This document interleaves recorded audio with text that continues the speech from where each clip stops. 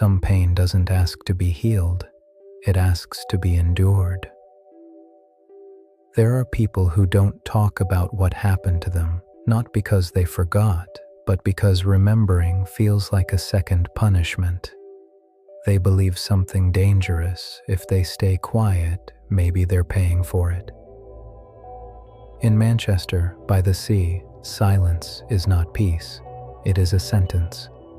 A life lived with the belief that speaking would be selfish, that moving on would be immoral, that surviving somehow means betraying the dead. This kind of silence is not weakness. It is loyalty, not to people, not to memory, but to pain itself. He doesn't explain himself, doesn't defend himself, doesn't ask to be understood, because deep down, he has already decided something about who he is. I am the worst thing that ever happened. Guilt like this doesn't shout. It settles into posture, into lowered eyes, into a voice that never rises above neutral. And over time, it becomes identity. Not, I did something terrible, but I am terrible. This is where silence becomes dangerous, because when pain stays quiet for too long, it stops being an experience and starts being a definition. You stop asking for help, not because you don't need it, but because you don't believe you deserve it. You don't forgive yourself, not because you can't, but because forgiveness feels like escape, and escape would mean you are allowed to live again. There is a lie hidden inside this silence, a lie that sounds noble, responsible, even moral. If I suffer long enough, I will balance what I destroyed. But pain doesn't work like that. It doesn't restore, it doesn't repay, it doesn't redeem, it only spreads inward. This is why some people don't heal, not because they can't, but because healing feels like betrayal. Betrayal of memory, betrayal of loss, betrayal of the version of themselves who believes suffering is the only honest response. So they choose silence, not to forget, but to punish. And here is the uncomfortable truth. Silence like this doesn't protect anyone. It doesn't honor the past. It doesn't keep others safe. It only keeps pain in charge. When pain becomes quiet, it gains authority, deciding how close you let people get, how much joy feels allowed, how long you believe you're supposed to stay broken. This is not strength, it is devotion to a wound that never asked for loyalty. And this is only the beginning. Because some people stay quiet out of guilt, some stay quiet to survive, some stay quiet because the world taught them that feeling is useless, and some pass their silence on. Silence doesn't end pain. It gives it a home. Some people don't stay silent because they feel guilty. They stay silent because speaking would cost them their safety.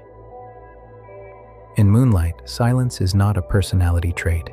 It is a survival strategy, a decision made long before language feels safe enough to carry the truth. Here, silence is not about shame. It is about risk, about understanding at a very young age that the wrong word can turn into violence, rejection, or disappearance. So the body learns first. Before the mind can explain anything, the nervous system makes a deal. Stay quiet, stay invisible, stay alive. This is how silence becomes intelligence. Not emotional intelligence, environmental intelligence, the ability to read danger before it speaks. He watches how people walk, how they look at him, how long their eyes stay before turning away. He learns when to harden his face, when to lower his voice, when to erase himself from the room. This silence is not emptiness, it is full of calculation. Every pause is a scan, every still moment is a prediction, and it works. Silence keeps him alive. But survival has a cost, because when silence saves you early in life, it doesn't know when to stop. What protected you as a child begins to imprison you as an adult. The same silence that kept you safe starts cutting you off from connection, intimacy, and truth. You don't speak your needs, not because you don't have them, but because your body still believes that need is dangerous. You don't reveal your softness, not because it isn't there, but because softness once made you a target. This is the cruel paradox of survival silence. It saves your life, then slowly takes your ability to live it. Over time, silence stops being a choice. It becomes reflex, automatic, faster than thought. You don't ask for help. You don't correct misunderstandings. You don't say when something hurts, not because you are calm, but because your nervous system is still at war. And the world often mistakes this for strength, for composure, for maturity. But inside, the truth is quieter and darker. You learned that your voice was unsafe before it was ever allowed to be heard. This is how silence rewrites identity. You don't think of yourself as someone who chooses silence. You think of yourself as someone who simply doesn't have much to say. But that is not true. There are entire sentences locked inside you, sentences your body never learned how to release without fear. And here is the most unsettling part. Silence like this feels right, familiar, even comforting, because it is associated with survival. Breaking that silence feels wrong, dangerous, like stepping into open space without armor. So you keep it, you carry it, you protect it, and eventually you confuse it with who you are. This is not weakness, it is adaptation taken too far. Silence kept you alive, but it was never meant to become your home. Some people don't learn silence from pain. They learn it from the world. In No Country for Old Men, silence is not personal, it is structural. No one explains themselves. No one asks how anyone feels. The world moves forward without permission, without apology. Here, emotion is not forbidden, it is irrelevant. The rules are simple: survive if you can, disappear if you can't.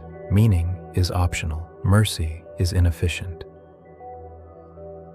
This is how silence becomes normal, not chosen, not earned, just absorbed, like dust in the air you breathe.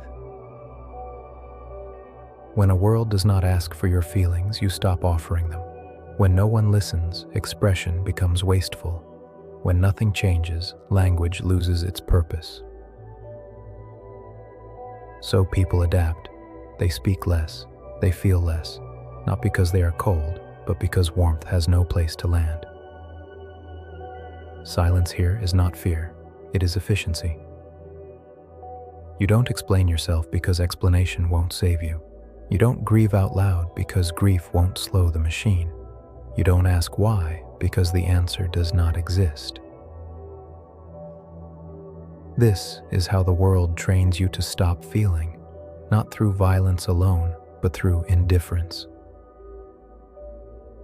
Over time, you internalize the lesson. You stop expecting meaning, you stop expecting fairness, you stop expecting comfort. You call this realism. But realism has a cost. When a world teaches you that feelings are useless, you don't just lose softness, you lose language for pain. You lose the ability to recognize when something inside you is breaking. Silence becomes camouflage. You blend in by not reacting, not asking, not needing. And the most dangerous part is this: the world rewards you for it. You are called strong, mature, unbothered.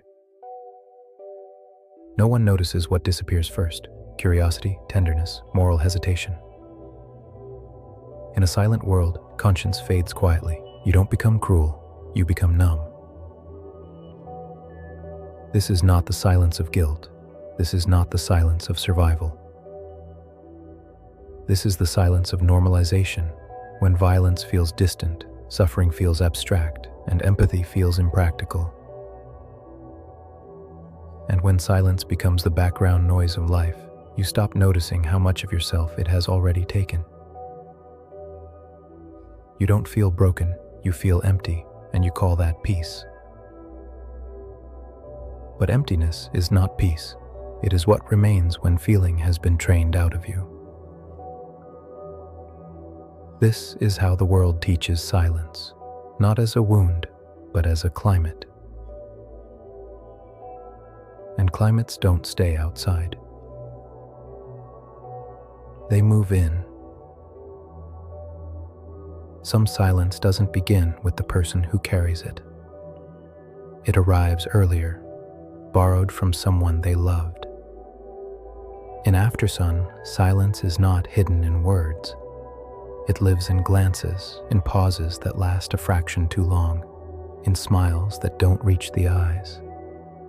A parent trying to protect a child from pain by never naming their own.